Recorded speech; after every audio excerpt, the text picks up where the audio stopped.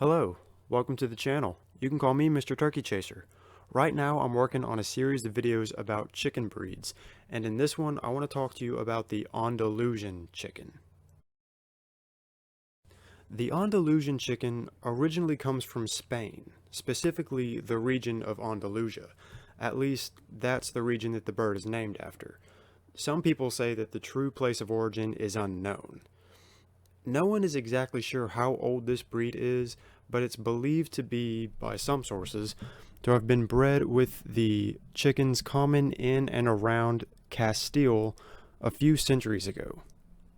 The breed as we know it today, however, came about from English exporters in the 1840s, namely Leonard Barber, who wanted to enhance their unique appearance.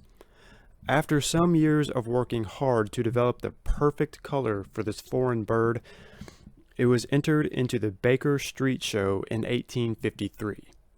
It was in the same decade that the Andalusian arrived in America.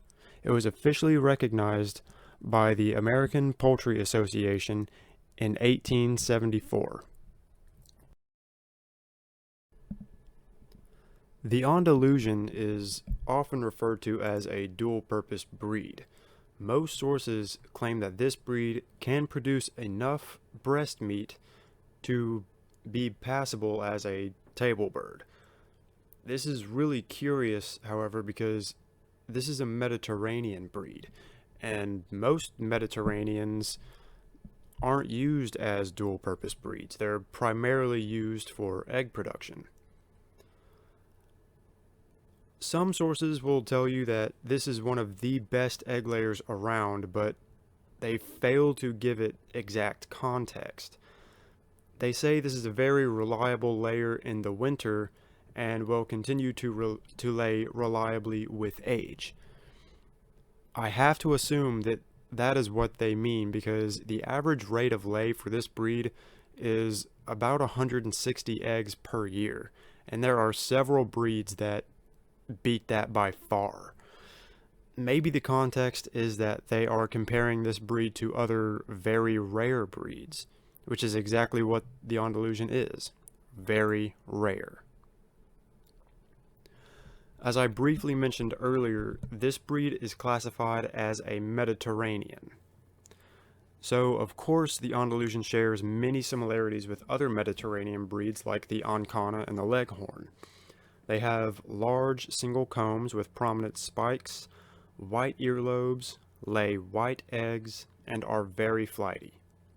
Owners of this breed insist that they are friendly, just not when it comes to being touched or held. They are alert, noisy, and very good flyers, so escaping predators is very easy for them. The Andalusian must be in a free-range environment. They do not tolerate confinement.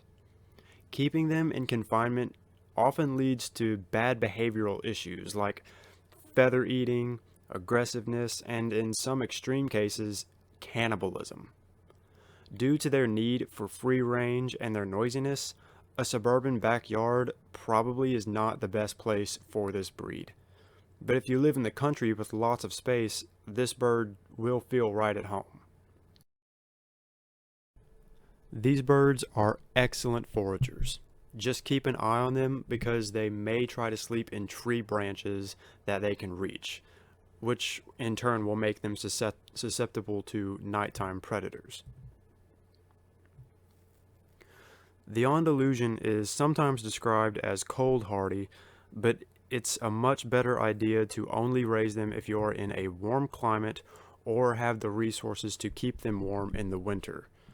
Their very large combs and wattles are very prone to frostbite, which is extremely painful for chickens.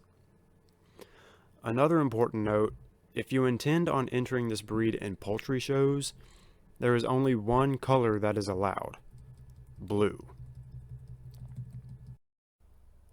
Though it can be found in white, black, and splash colors, only the blue Andalusian, which is really just gray with each feather outlined in a slightly darker gray, is considered a true Andalusian.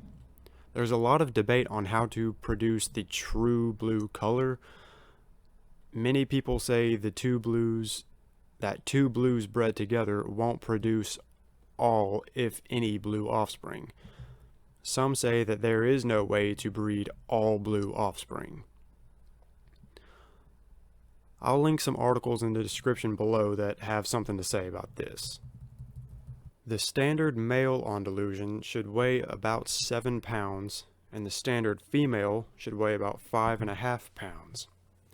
The bantam rooster should weigh 28 ounces, and the female bantam should weigh 24 ounces. There is only one comb variety for the Andalusian. That's the single comb, which on the male has 5 points, all of which stand erect. The single comb on the female falls over to one side with the last 4 points, usually. The leg color for the Andalusian should be a blue slate, consistent with the color of the feathers. Their eyes are a reddish bay color. The Andalusian, again, is a very rare breed listed on the American Livestock Conservancy's threatened list, but people who own them swear by them. Though it's not quite as wild in nature as the Ancana from my previous video, it is still very warm-blooded.